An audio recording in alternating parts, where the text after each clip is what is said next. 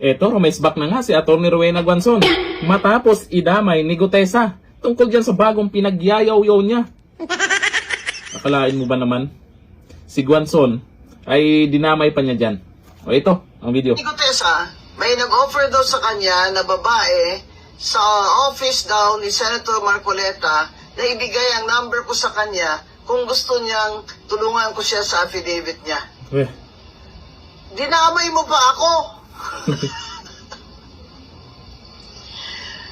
Isipin mo na lang. With my status as a retired COMELEC commissioner and a former COA commissioner, law practice for 25 years, and you see my law practice was really focused on women's rights. Isipin mo na lang, maniniwala ba sa Gutesa na mag-aabogado ako para sa'yo? Correct. Para sa ano? Will I have anything to do with Zaldico, your boss, at the time? Pero syempre, mas mabigat ang maleta, hindi ba, Gutesa? Syempre, yung boss mo ngayon, si Martin Romualdez na, my mortal enemy. Kaya sana makulong kayong dalawa. The Ombudsman should file a perjury complaint against you because the Ombudsman used Gutesa's affidavit in the plunder case of Martin Romualdez. And now he's recanting. The Ombudsman should file a perjury case against Gutesa and include him as a co-conspirator in the plunder case versus Martin Romualdez. Tingnan mo lang kung makulong mo yan, Ombudsman. Kung hindi ba yan iiyak.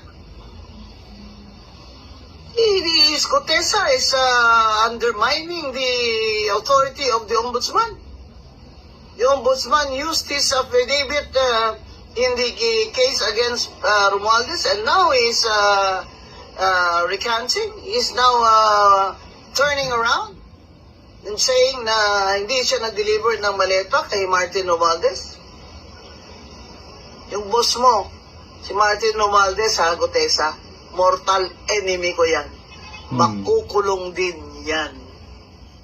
Ang tanong, kung papayag ba ang pinsan na makulong yan si Tamba? Oo, may maganda naman tayong mga sinasabi galing sa Ombudsman. Kaso nga lang, ang pinagtataka ko, yung mga nagko-comment wala silang tiwala Lagi sinasabi, drama, script, drama.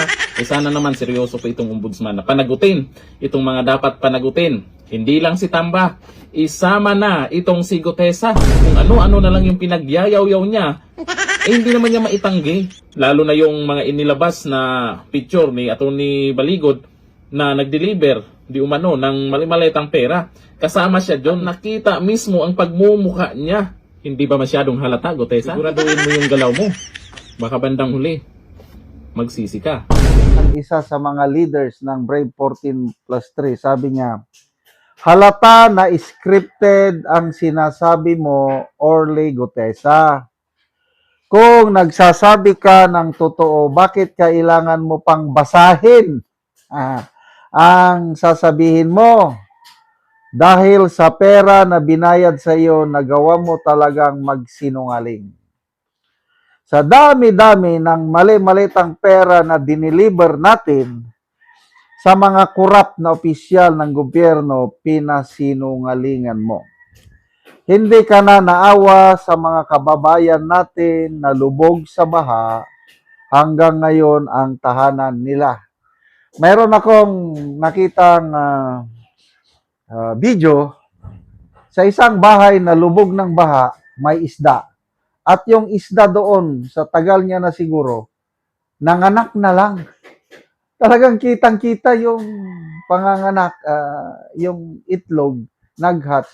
Makita mo, ang daming maliliit na isda. Ano pa? Yung bata naman, nakahuli na ng malaking dalag o haluan. Ano ba? Mudfish. Malaki doon sa loob ng bahay. Yung isa naman, lola na may sakit, wala ang kanyang katre, lubog. Nakakaawa. O nga, nakakaantig damdamin itong post na ito. Hindi ka na naawa sa mga kababayan natin na lubog sa baha hanggang ngayon ang tahanan nila. Kayo na nag-recant ng affidavit ninyo, hindi natutulog ang Diyos. Mananaig pa rin ang katotohanan. Pinagtaksilan ninyo ang sambayanan. Hindi ninyo maluloko ang taong bayan. Brave 14 plus 3 patuloy na lumalaban sa katotohanan. Yan po ang post. And I totally agree. Hindi natutulog ang Diyos. May kanta ba yan? Nakikita niya lahat ang ating ginagawa. Ang ang description ko diyan is dahil ang mata ng Diyos, He is everywhere. Omnipresent, omniscient, parang ganon. God is everywhere and alam niya ang lahat, pati yung nasa puso. Kaya itong mga, example, mga maleta gang members, yung dinilibera ng maleta, todo deny. Yes, they can deny. Yes, posibleng hindi sila maparusahan dito sa balat ng lupa. But God is a God of justice. Lahat tayo haharap sa hukuman ng Diyos balang araw. So itong mga nagre-recant naman ito, yung 4 plus itong si Gutesa, kasi sabi niya, pinilit lang daw siya ni Senator Marcoleta at ex-congressman Defensor. Hindi daw totoo yung mga sinabi niya nung una. Na promisan daw siya ng 50 million para magsalita. Yun ang laman ng kanyang testimonya ngayon. But, well, kanya-kanyang diskarte sa buhay. Yung konsensya natin, alam mo, may konsensya tayo. Yung konsensya, kung buhay pa ang konsensya mo, hindi ka patutulugin ng konsensya hanggang mag-repent ka at humingi ng patawad sa Diyos at magsisi ka. Kailan kung ang konsensya mo patay na, wala na. Matigas na talaga yan.